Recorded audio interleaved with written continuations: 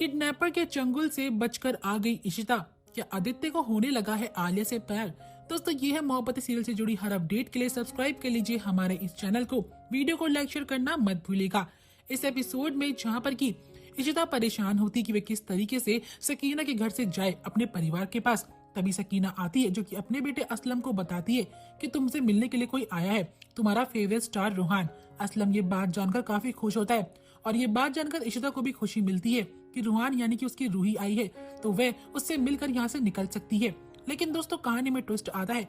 जैसे इशिता बाहर जा रही होती है अपनी बेटी को देखने के लिए तो यहाँ पर वो दो गुंडे खड़े होते हैं जिन्होंने इशिता को किडनैप करा था और वे बोलते हैं कि हम बॉस से कह देंगे कि वो औरत भाग चुकी है, अगर हमें कहीं दिखेगी तो हम उसे गोली मार देंगे। इशिता को लगता है कि इन लोगों के पास गन है, अगर मैं वहां बाहर गई तो वह रूही को नुकसान पहुंचा सकता है मेरी वजह से और कुछ हो जाएगा, इसलिए मैं ऐसा रिस्क नहीं ले सकती हूँ। बेचारी अपने आप को रूम में बंद कर लेती है। बाहर रूहान जो होता है यानी कि रूही रमन के साथ आती है और अपने फैन असलम को मिलकर उसे ब्लेसिंग्स देती है। दरअसल दोस्तों यहाँ पर असलम को ब्लड कैंसर है और एक फाउंडेशन के जरिए रूहान अपने फैन से मिलता है तो वह असलम से मिलने के लिए आया था। उसके घर परिवार में सभी लोग खुश थे, रमन को भी प्राउड फील हो रहा था। दूसरी ओर आदित्य जो कि अपने ही ख्यालों में मगन था, उसके पास आलिया आती आइसक्रीम लेकर और पूछती है कि तुम क्या सोच रहे थे। आदित्य पहले इग्नोर करता है और पूछता है तुम यहाँ क्या कर रही हो। आलिया उससे डायरेक्टली बोल देती है क्या तुम मेरे बारे में सोच रही हो ना, मैं जानती हूँ। आदित्य कहते कि मैं तुम्हारे बारे में क्यों सोचूंगा।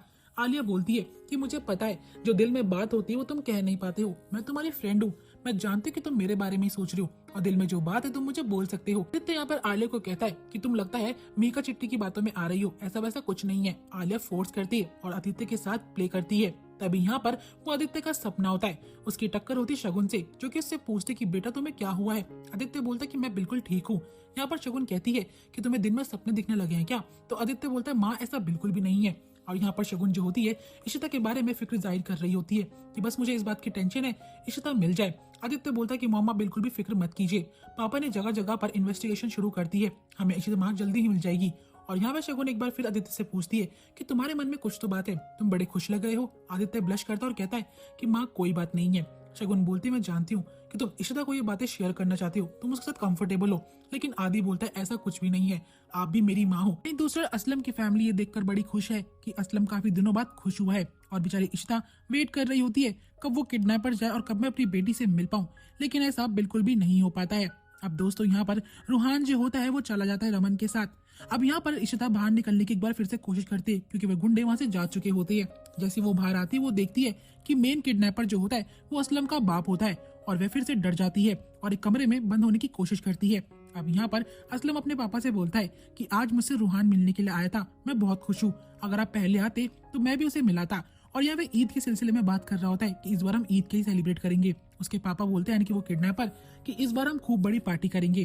तभी यहाँ पर असलम बताता है अपनी माँ की नई दोस्त के बारे में कि शकीना की नई फ्रेंड बनी है। तो यहाँ पर असलम के पिता यानी कि वो मेन किडनैपर उससे मिलने की इच्छा जाहिर करता है। सकीना जो होती है उसे लेने के लिए जाती है।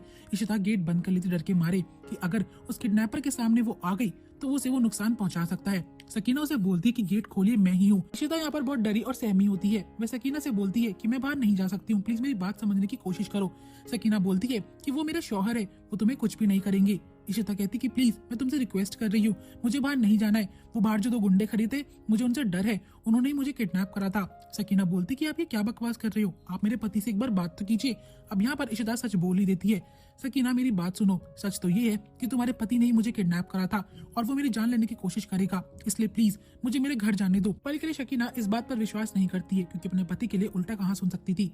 लेकिन इशिता यहाँ पर बेगिंग करती है कि प्लीज मुझे जाने दो।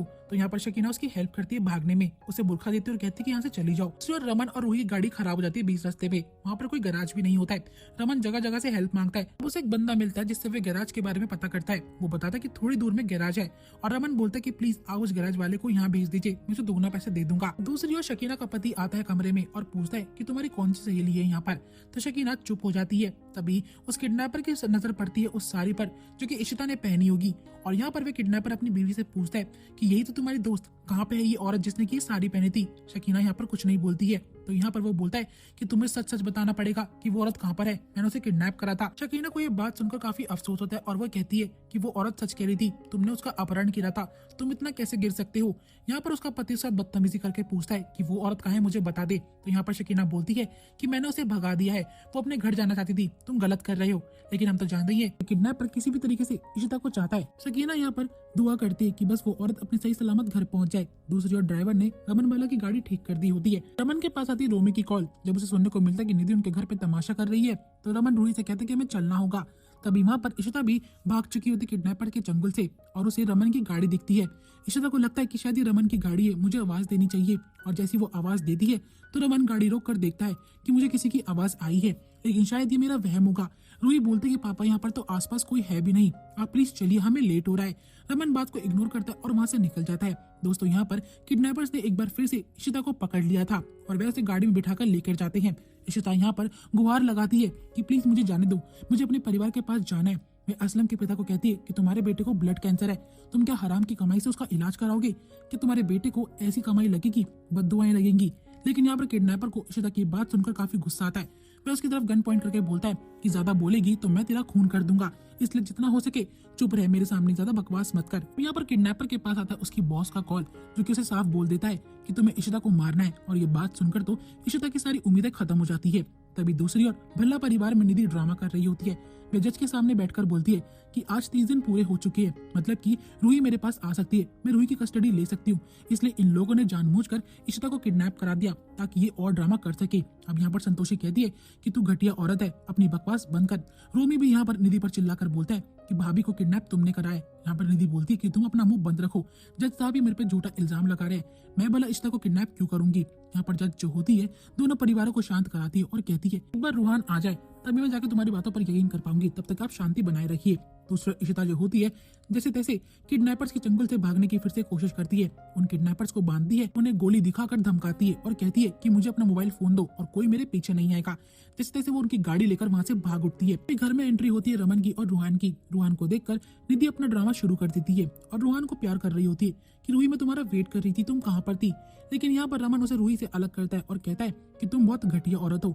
जज साहिबा को वो सबूत दिखाता है किस तरीके से ये सारी प्लानिंग अशोक और निधि की थी इशिता और रूही को किडनैप करने की। उनकी प्लानिंग थी कि वो रूही को किडनैप करेंगे, लेकिन वो कर लेते हैं इशिता को। जज साहिबा बोलती है कि निधि तुम जैसी बुरी औरत मैंने अपनी लाइफ में नहीं देखी है, मैं रूही की कस्टडी तुम्हें कभी दे ही नहीं सकती हूँ। निधि कहती है कि मैम ये सब झूठ है, लेकिन यहाँ पे वो कहती है कि अपनी बकवास बंद करो। और यहाँ पर रमन भी जो होता है अपनी बेटी को यानी कि रूही को निधि से दूर कर लेता है।